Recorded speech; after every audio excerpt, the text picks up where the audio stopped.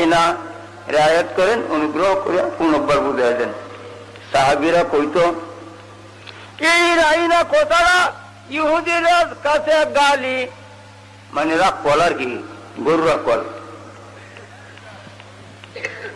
ইহুদিরা সুযোগ পাইছে যে দেখছো সাহাবীরা তাদের নবীরে কয় রাখল, আমরা রাখল কইলে কি দোষ আছে? আল্লাহ পাকের এই কথাটা মন পছন্দ লাগলো না, বড় কষ্ট লাগছে আল্লাহর কাছে। আল্লাহ কয় ওগো আমার সাহাবী, ওগো নবীজির সাহাবীরা, রাইনা লা তাকুলু রাইনা, রাইনার কইও না, যদিও তোমরা নেক নিয়তে কও। সাহাবীরা কইতো ভালো উদ্দেশ্যে, ভালো অর্থে, রাখওয়াল অর্থে না, রাখাল অর্থে না। তারা কইতো রাইনা ইয়া রাসূলুল্লাহ ইয়া হাবিবাল্লাহ, রিয়ায়ত করেন, অনুগ্রহ করেন, দয়া করেন, ভালো অর্থে। কিন্তু আল্লাহ কয় শব্দটার দুইটা অর্থ, একটা অর্থ যখন খারাপ, ইহুদিদের ভাষায় যখন এটা গালি, এই শব্দটাই বাদ দিলাও, নেক নিয়তে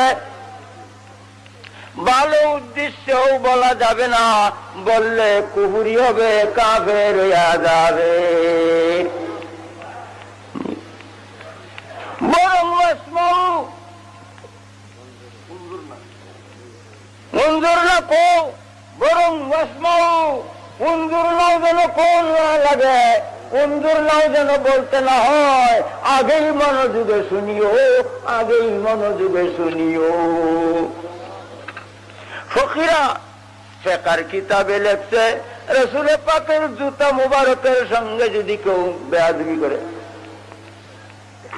যদি কয় জুতা কাবে, তিনি জুতা মুবারকেরও সম্মান করতে হবে রে। আরে কোরআনের চাইতে সম্মান রাসূলুল্লাহর বেশি, মনে রাখতে রে, কোরআনের চাইতে রাসূলুল্লাহর সম্মান বেশি।